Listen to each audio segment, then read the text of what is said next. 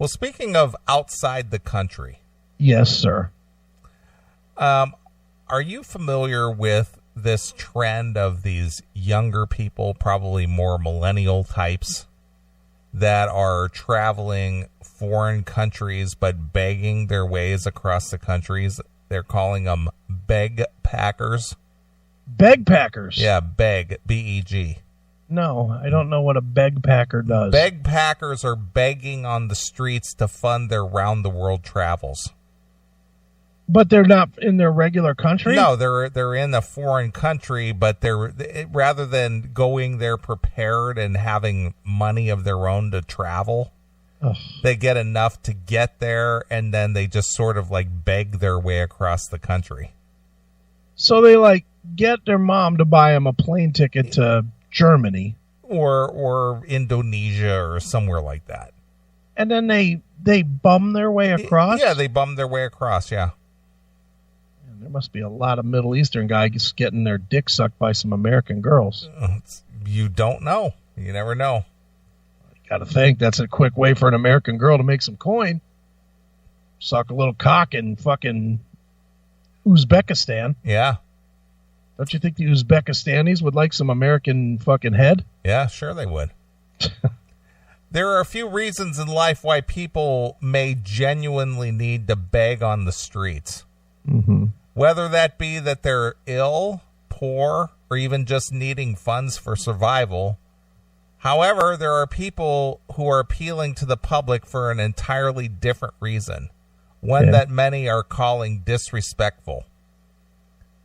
Okay. Yes, travelers around Southeast Asia are actually now begging for money to finance their lifestyle choices alongside some of the region's poorest citizens. Oh, boy. The Western backpackers who have been branded beg packers on social media have been singing in the streets and even selling postcards in a bid to fund their trips. Who buys these postcards? I don't know. Wow. Images taken by people living in the region show the tourists holding signs which read, "Hello, friends. I need money for travel, and I'm traveling around Asia without money. Please support my trip." You must be kidding me. I'm not kidding you. And people give them money? Apparently they do. I don't know how much, but, you know, it must be working at some extent if people continue doing it. Now, don't you think, maybe I'm wrong here, but don't you think that maybe we've been looking at some of this ISIS stuff wrong? And maybe, just maybe, ISIS might not be so bad. They might be doing us a favor. They just see people with these signs and they just fucking take these useless pieces of shit and end them. Don't you think could that maybe be what ISIS is doing? Well, I haven't heard that they're specifically targeting these people. Mm-hmm. But do I have any empathy for people like that? No. Would you support ISIS walking the streets of Indonesia, finding these people, putting them in a cage and drowning them? No, not if they were truly out there being ridiculous about this. But they're begging their way for what? Doesn't it shame the other people? Well, it does, and I mean it's kind of ridiculous. I mean, you and I, as responsible people, yeah. If you and I were going to travel somewhere, take a vacation, take a trip, whatever, we put that money away and we save that to pay for the trip. Sure. But these people just assume that they're somehow owed that luxury or that opportunity and that others should pay for it. I hear stories like this, and I hope bad things happen. Well, again, I do too, and you know, this kind of went through my mind when this crowdfunding thing started becoming popular. What is it? Half a dozen years ago. Mm-hmm.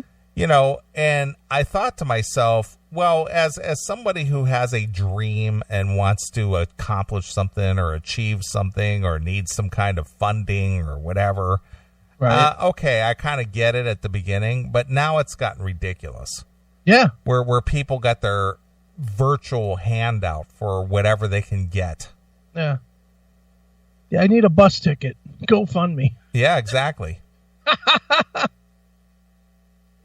Yeah, these people here. See, what I don't like about this is it's very disrespectful to the culture. I agree. And as somebody that has been in a lot of different countries, it's not going to go very far. Yeah. Well, when you don't belong there to begin with, why are you asking the citizenry there to give you their hard-earned money? And they will be targets. I could tell you for a fact, they will be targets.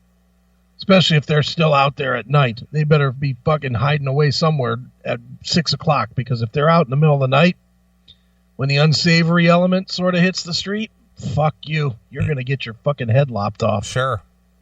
And you know what? You sort of deserve it. Quite honestly. One appeal which states, support our trip around the world, is propped up by a pricey DSLR camera worth hundreds of dollars. Okay.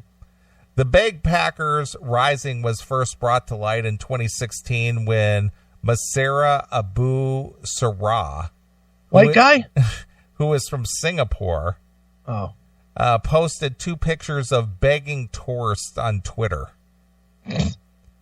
Speaking to France 24, she said, it was the first time I've seen something like that, and it stopped me in my tracks. First of all, you don't see many people selling knickknacks or playing music in the streets in Singapore because there are strict rules governing these activities. Right, so they're not honoring the culture. Yeah. And if you do happen to see street vendors or street performers, they are usually in the town center and not near a bus stop in a relatively middle-class neighborhood like this. Right. I've also never seen white people doing that. See, they're just racist. Yeah. Maybe these fucking butt packers will fucking sue Singapore. Yeah, because they're being racist because I'm white. Yeah, they're not honoring my begging because I'm a white person. Exactly. We find it extremely strange to ask people from other countries for money to help you travel. Yeah. Selling things in the street or begging isn't considered respectable. There you go. People who do so are really in need. They beg in order to buy food, pay their children's school fees, or pay off debts, but not in order to do something seen as a luxury. Right. One person named only as Khalid posted I think so. Posted a picture of a woman holding up a sign beside her busking partner. Busking? What is a busking? That's what Tim James does. He goes out there in public and he plays out in public, hoping that somebody will throw some money in his tin cup or whatever. You think that's what Tim does? Yeah, absolutely. He does it at like malls and stuff. I thought he had like a he does have gigs, but periodically he goes out there busking, which is performing in the street. I didn't know that. Yeah, he's basically told us that on the show. Well, he'd be mean to be out there on the street just holding maracas. Wouldn't it be fun? I would pay. Wouldn't you pay $5 to have Tim stand there holding maracas and tell him to hold as still as he could? Yeah, just stand still and hold these maracas. I'll pay you $5. I'll pay you $1 a minute for every minute that they don't start shaking. Exactly. That would be awesome. Sure. I would do that over Skype. I'll pay you $5 if you can stand there without shaking these maracas. That's what I'm saying. Stand there and just hold them without any noise coming from the maracas. Right. If you can do that, I'll pay you $1 a minute. Sure. He said people from first world countries asking for donation from third world countries to help them travel the world. Well, see, that goes back to that whole entitlement attitude, you know. Mm-hmm. I deserve this, or you know, this is owed to me. This experience is owed to me. So do you think they go into it like that, or do you think they go into, oh, this will be a great adventure? Yeah, well, I think so. I think that's how they look at it. This will be exciting. Just disrespect to the culture. Right. That's just, I'm surprised we're not hearing about people being killed over this. Yeah, it's true. I'm really surprised, especially Singapore. They don't fuck around over there. They will arrest them and throw them in jail and not give them any kind of fucking hearing. Right. And if you were bagpacking around anyway, why would you want to go to Singapore? I don't know that either. Remember that one comedian that I turned you on to that, what was his name? Chris, what's his last name? Chris Porter.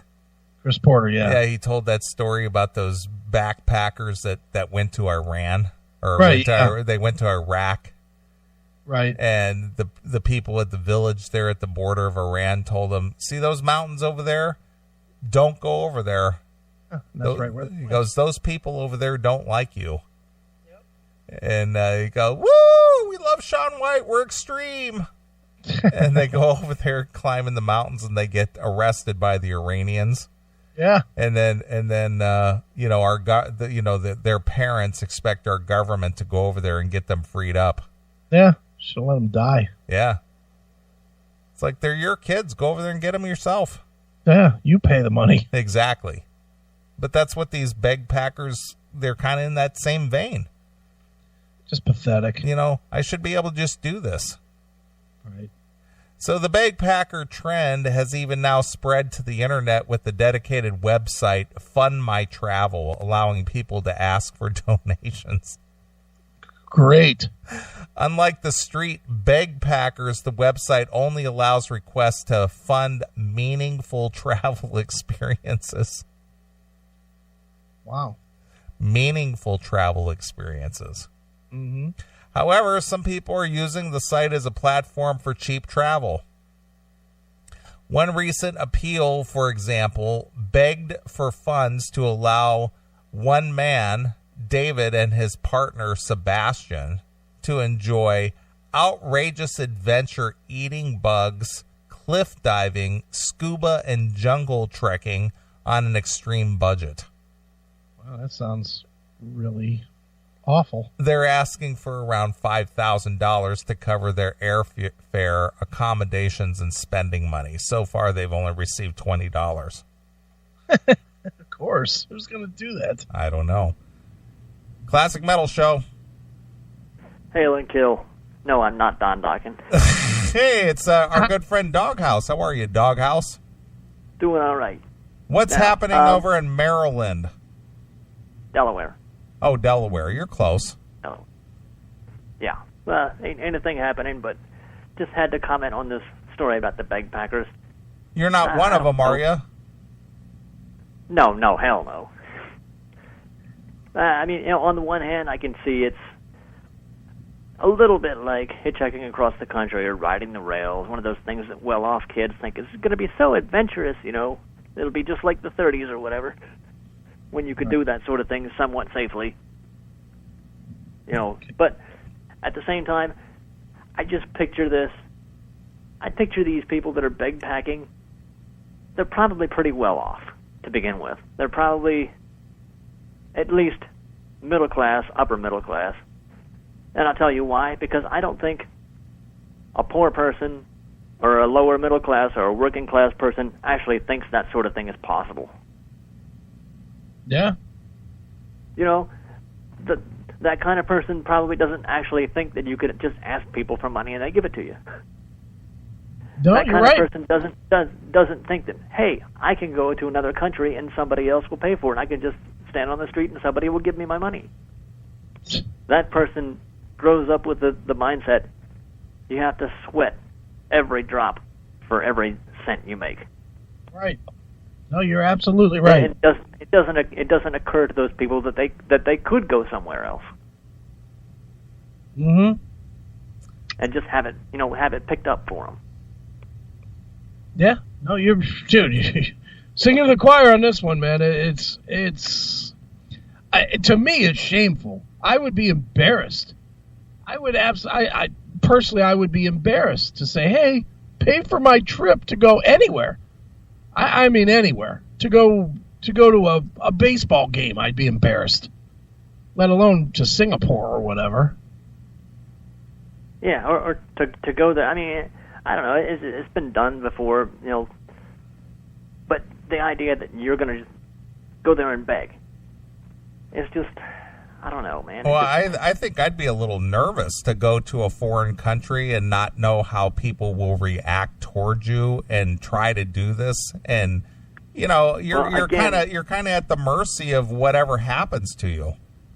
Again, that to me indicates that these people are probably not maybe the most upper echelons, because those people can pay for it, but they're probably comfortable because they think that, you know, wherever they go, nothing bad will happen to them because, you know, they're special. Okay. Well, personally, I think because nothing bad has ever happened to them before, so why would it in a foreign country when they're standing on a street corner playing their little ukulele? And by the way, what is the deal with ukuleles now? Why are they trendy? Are they trendy? I haven't noticed that. Two words: Eddie Vedder. Yeah, and oh, God, he did those ukulele albums and made them trendy. Nah, a friend of mine at work actually her husband plays ukulele, and he's got his friend teaching him ukulele, and they went to see some world-famous ukulele player in concert, and I'm like, when did ukuleles get so fucking popular? Who is a world-famous ukulele player? Henny Youngman. No, I think I was like Tiny Tim. Yeah, Tiny Tim. Let's go through the tulips. No, it's some guy named Jake Shimabura or something like that. But I have all his stuff. Yeah, I'm sure you do. Right along next to your Harry Chapin. Right. That's nutty. That's really all I got. All right. Well, is your house guest in this week, or is he out on the road? He's in, but he's kind of rankling because he feels that Don Dokken, a has-been from the 80s, has been put above him. Well, I don't know. I think the opportunity for him to check in with us is coming very shortly. Okay, well, I'll rouse him from his stupor. Okay. Hail and kill. Hail and kill. Fuck you, pal. All right, take us doghouse. Doghouse. Yeah. So there you are. These people out there begging for money. Sure. Yeah. Well, you want to hear one of their pleas? Oh, you looked this up? I looked up Fund My Travel. Okay. And I looked up Singapore, and I found us a nice a person. Maybe our audience wants to support this girl. Hang on a minute. Hail and kill, caller. You're on the air. Hey, this is Patrick from Finland again. Hey, what's up, Jan? It's good to hear from you, friend. How are you? Hey, buddy. You can always come to Finland. Well, will they take care of us over there for nothing? Yes, they take care of you. You're almost a Finnish guy, so I have heritage over there. Yeah, so you can always come to Finland and have your cock sucked and Oh. As long as you can get your cock sucked, it's worth the trip. That's right. I'm going to start a crowdfunding page tomorrow. Yeah. Help me get my cock sucked in Finland. Yes. Hey, you don't need a fucking crowdfunding page. You can always come to Finland and get your cock sucked. Yeah, but who's going to pay for the airline? We got to crowdfund that. Hey.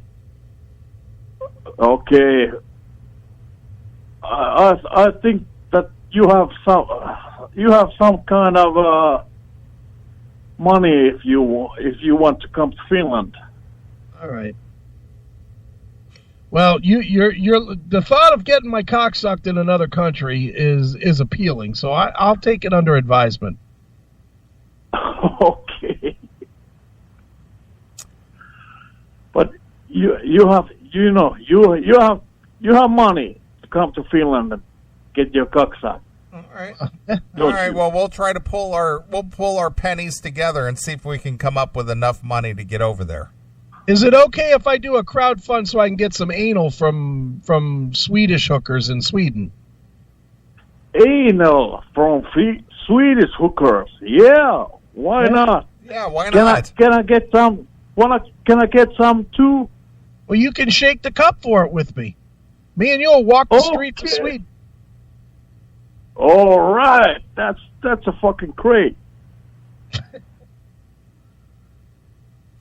All right, Jan. All right. Yeah, go on.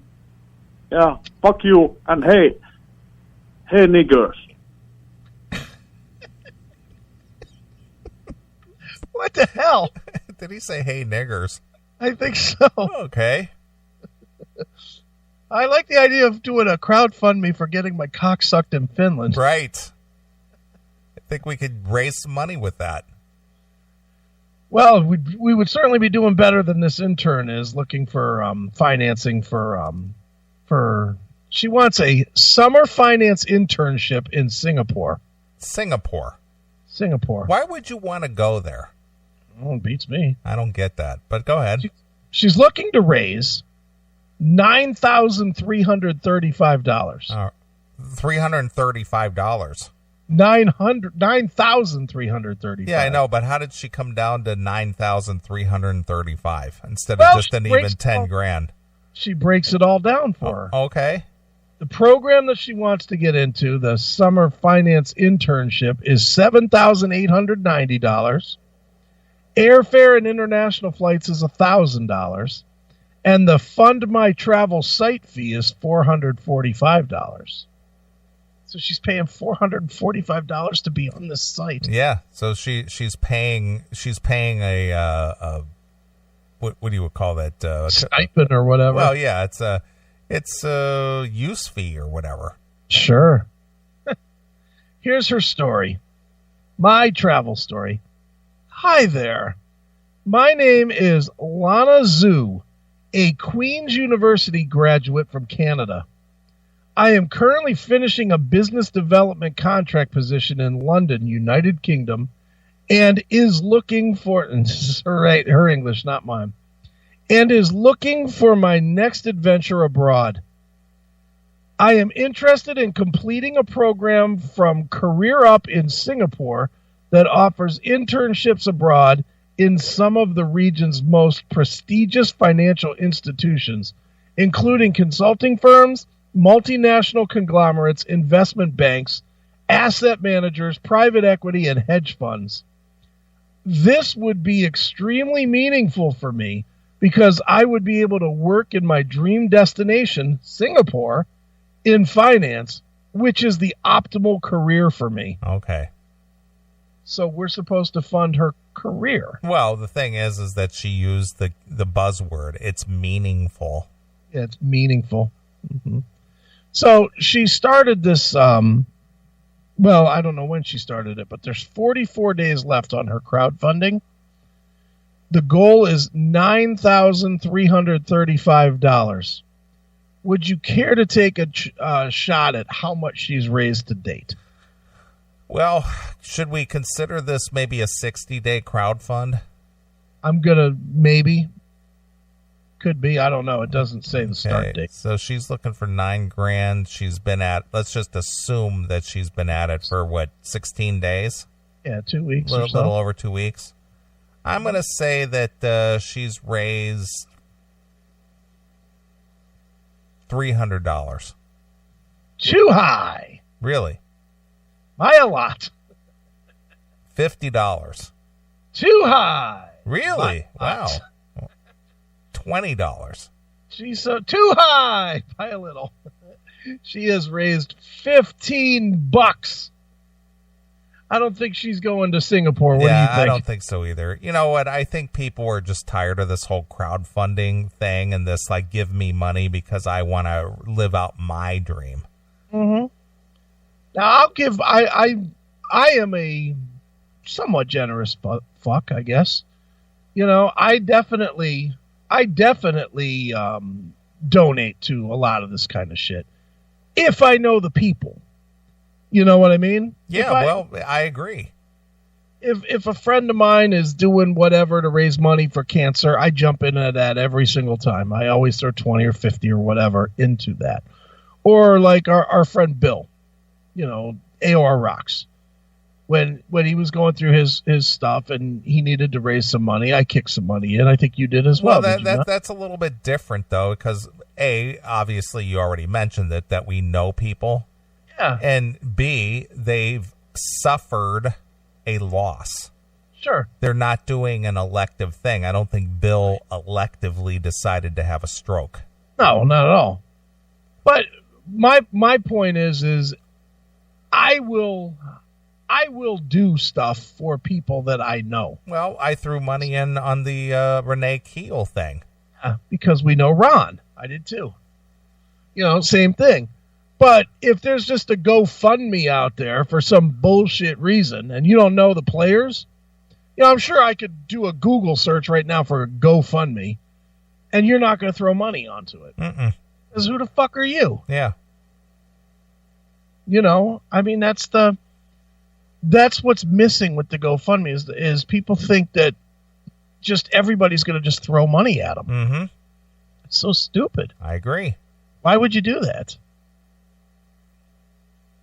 You wouldn't. That's the answer. You wouldn't.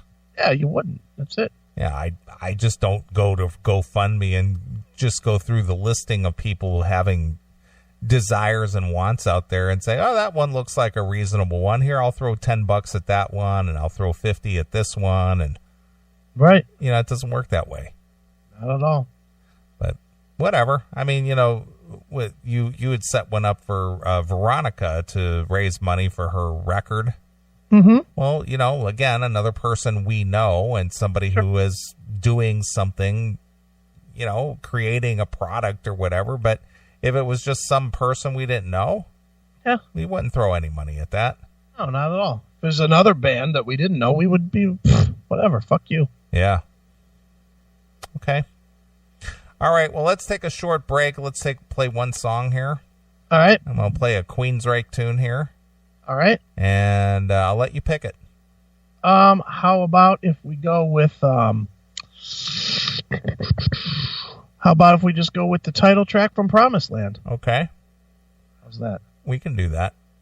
All right, well, we're going to play one song. We're going to come back, and we got a letter from a listener here that had a interesting exchange with the one and only Big G. All right.